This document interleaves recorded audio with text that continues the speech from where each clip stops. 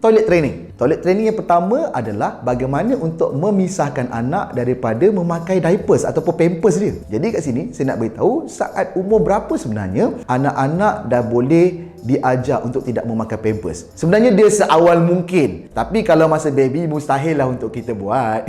Tapi bila anak sudah masuk usia 2 tahun, sebenarnya dah boleh ajar anak untuk tidak memakai pampers.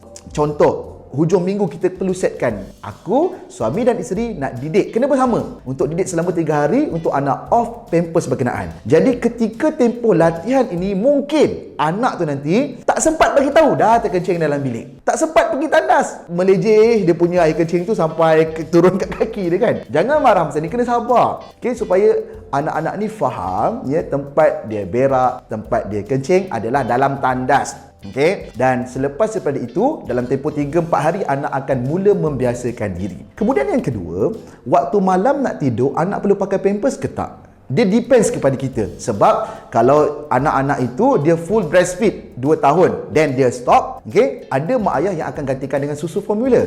Minum susu pesu gosok gigi. Akhirnya anak tak perlu pakai pampers. Tapi untuk memastikan anak-anak ini tak kencing malam, kita awal-awal tu, contoh dalam seminggu kena struggle sedikit lah. Kita perlu pastikan kejut anak. Contoh anak tidur pukul 10 malam, pukul 12 kejut dia, rasa nak kencing tak? Kalau dia kata tak nak, jangan percaya. Angkat dia, pergi kat tandas, kencing sekarang. Biasanya mereka akan kencing. Seperti mana kita rasa tak nak kencing, masuk dalam tandas, confirm ada nak kencing juga. Katakanlah ya, kita tak pakai pampers pada anak, anak terkencing malam, dah nak buat macam mana? Kita pun kadang-kadang terlajak juga tidur, mengantuk sangat kan. Jadi antara cadangan yang boleh saya bagi tahu adalah untuk pergi search melalui Shopee ke Lazada, cari tilam-tilam yang kalis air ni. Okey, dia ada jual. Sebab kadang-kadang kita jaga mak ayah yang mana dah tua sekalipun, ada tilam-tilam yang seperti itu ataupun lapik dia. Okey, seterusnya kita perlu ajar anak nak tanggalkan pakaian kat mana sebelum nak mandi dalam tandas. Sebab apa saya nak beritahu, ada anak-anak yang kadang-kadang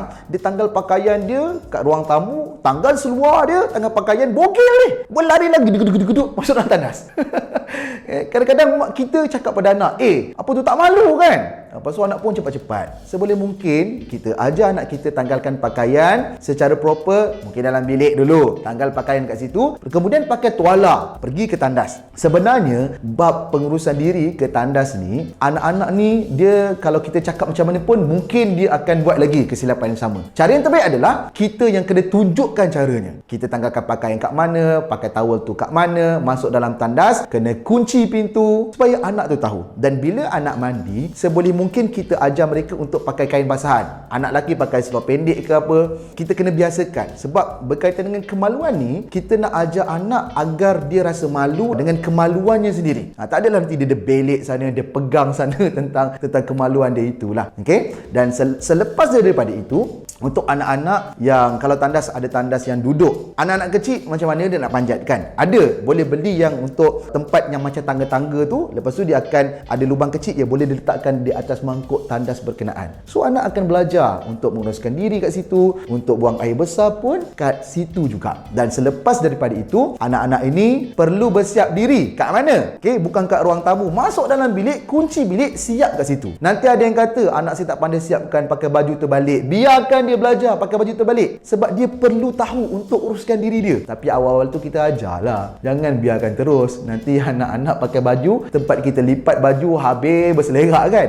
Kita tolong ajar pada awalnya. Dan paling penting, bab toilet training ini, kita mak ayah nak ajar anak perasaan malu. Nak tanam dalam diri dia, kena malu, aurat kena jaga. Dan kalau perlu untuk jerit kepada anak yang tiba-tiba berlari bugil macam tu je, kita kata, abang, tutup tu, malu. Supaya nak tahu, bab kemaluan ada kaitan dengan malu.